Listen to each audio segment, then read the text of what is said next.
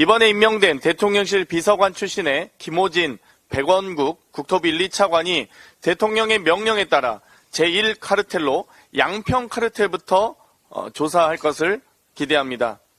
이번 양평군과 국토부의 카르텔은 국토부가 6년 전부터 서울 양평 고속도로 사업을 추진하면서 예타 통과 때도 타당성 조사 및 전략 환경 영향 평가 때도 종점은 양서면이었습니다.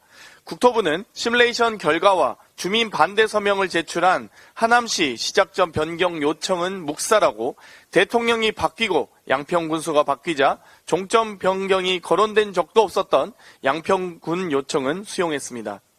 우연인지 계획인지도 몰라도 강상면 일대에는 김건희 여사와 모친, 형제, 자매 등이 보유한 약 7천여 평의 땅이 있었습니다. 원희룡 장관은 도로국에서 실무적으로 진행했다. 늘공의 보고를 받자마자 즉각 원점 검토하라고 지시했다고 합니다. 본인은 이 과정을 몰랐다. 늘공이 결정했다는 겁니다.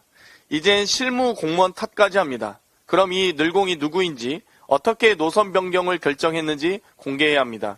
더불어 원희룡 장관의 거짓말도 파헤쳐야 합니다.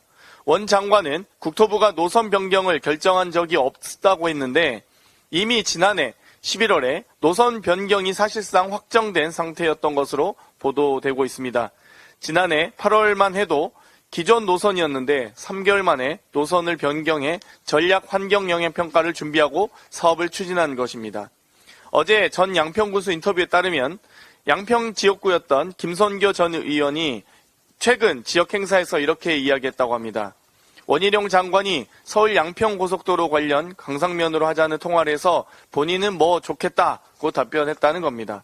국토부 장관부터 조사해서 양평 카르텔을 해체시키는 것이 진정한 성과가 될 것입니다. 어제 양평 주민분께서 저에게 의견을 전달해 달라고 보낸 내용입니다. 만약 강상면으로 가면 양평은 교통지옥이 될 것이다. 바뀐 종점 강상면은 양평 발전에 전혀 도움이 안 된다. 라면서 왜 원안대로 가야 하는지 주민의 입장에서 상세히 작성해 주셨습니다. 양평 카르텔을 밝히기 위한 차관의 진상규명, 수사기관의 철저한 수사도 기대합니다. 부디 대통령의 이권 카르텔 명령을 신속하게 수행하시기 바랍니다. 이상입니다. 시청자 여러분 안녕하세요. 박구스TV입니다. 지금 계속적으로 윤석열 처가에 관한 서울 양평 간 고속도로 특혜 의혹이 논란이 되고 있습니다. 서울 양평 고속도로는 2017년 계획 당시부터 양평군 양서면 일대가 마지막 종점이었습니다.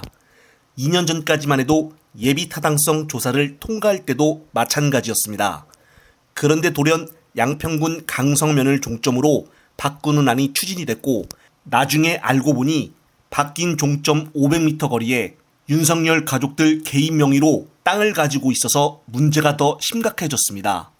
그런데 JTBC의 또 다른 취재를 한 결과 바뀐 고속도로 종점 부근에 그간 알려지지 않았던 윤석열 일가의 땅이 더 있는 것으로 파악이 된 것입니다.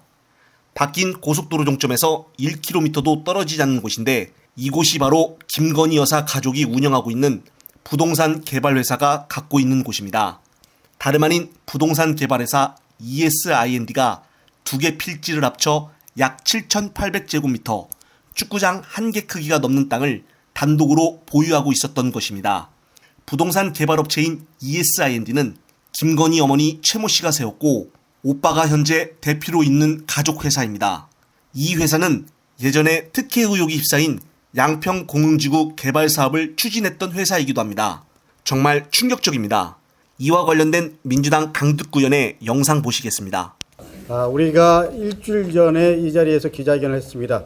기자회견 끝난 다음에 원희룡 장관이 상임위에서 김두관 의원께서 얘기한 부분에 대해서 답변을 했고 그리고 국토부에서 보도자료를 또 냈습니다.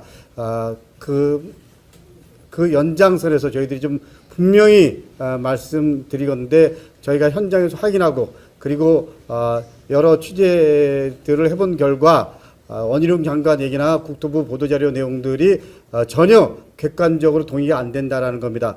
그리고 제가 한마디 분명히 말씀드리면 제가 경기도의 연전부지사, 소위 정무부지사로 있으면서 그리고 또 최근에 다시 한번 도로 관련된 우리 그 내부의 공직자들에게 확인한 결과 그 에타가 끝나면 시점과 종점이 바뀌는 경우는 현재까지 확인한 적이 없고 부분적으로 선형 변경 이런 부분은 있지만 이런 사례는 처음이라는 게 공무원 내부의 얘기입니다.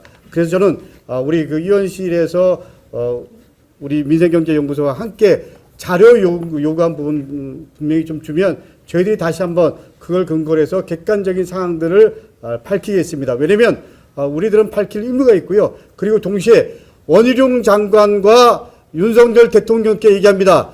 대통령 부부의 땅인 이 강산면 일대 땅에 대해서 분명히 국토부는 이런 변경된 내용, 과정을 국민 여러분께 보고할 의무가 있습니다. 이제 제대로 객관적으로 보고해 주십시오.